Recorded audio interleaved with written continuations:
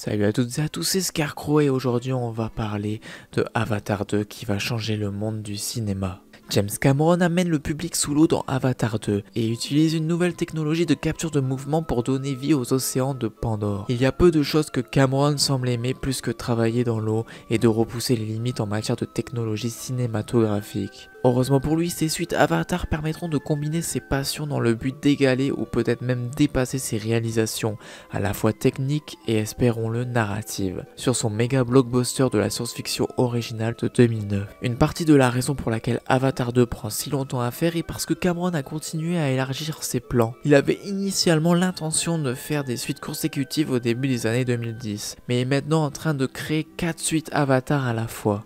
L'autre grand obstacle a été d'amener la technologie de capture de mouvement là où il en a besoin pour ses besoins, parce qu'il est tellement collant lorsqu'il s'agit de représenter l'océan de manière réaliste dans ses films, comme en témoigne son travail sur The Abyss et Titanic. Cameron ne prétend pas filmer sous l'eau comme James Wan l'a fait sur Aquaman il y a quelques années, il veut le faire pour de vrai pour Avatar 2. Une des dernières photos que l'on a vues pour le tournage d'Avatar 2 montre le réalisateur James Cameron assis au milieu d'un laboratoire biologique humain situé avant une journée de tournage. Cameron est le réalisateur légendaire derrière une série de méga hits dont Alien, Terminator, Terminator 2, Titanic et le premier Avatar. Les deux premiers films étaient tous les deux un succès au box-office les plus rentables de tous les temps au moment de leur sortie, faisant de Cameron l'un des réalisateurs les plus rentables de l'histoire. Son prochain défi est de produire et de réaliser 4 suites du hit de 2009, dont la première tourne actuellement en Nouvelle-Zélande. Les 4 films ont récemment été retardés, encore une fois.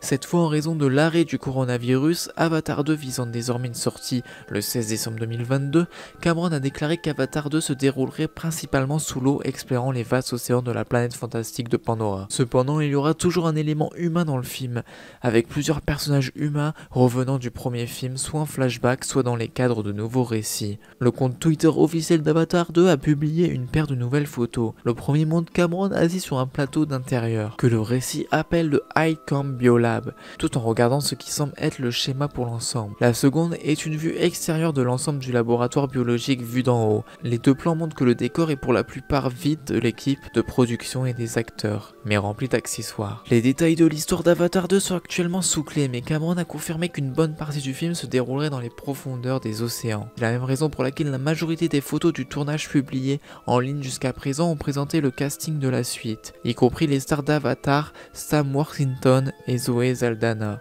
ainsi que les nouveaux venus de la franchise comme Kate Winslet et Cliff Curtis, vêtus d'un équipement mocap et travaillant dans des réservoirs d'eau sur le terrain du studio néo-zélandais du film. Effectivement, dans ce laboratoire, ils ont installé un énorme réservoir d'eau pour y travailler et pour tourner les scènes du film. C'est assez impressionnant d'ailleurs. Ces mêmes photos ont également donné un aperçu du fonctionnement de la technologie sous-marine mocap de Cameron.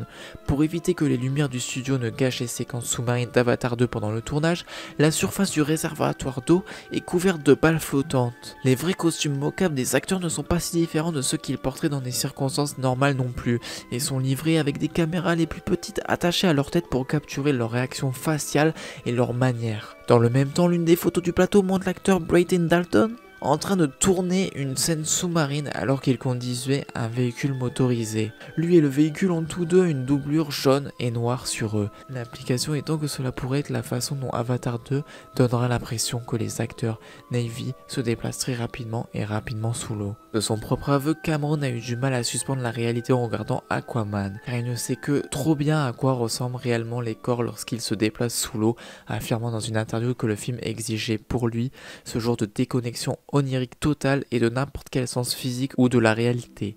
Tout de même, ça sera fascinant de voir si Avatar 2, la version de l'océan, est d'autant plus convaincante et immersive grâce à la technologie employée par Cameron. Et voilà, c'est tout pour cette vidéo sur Avatar 2. Comme vous allez voir, Avatar 2 va sûrement changer et révolutionner le monde cinématographique. C'était Scarecrow, je vous dis à la prochaine, bye bye.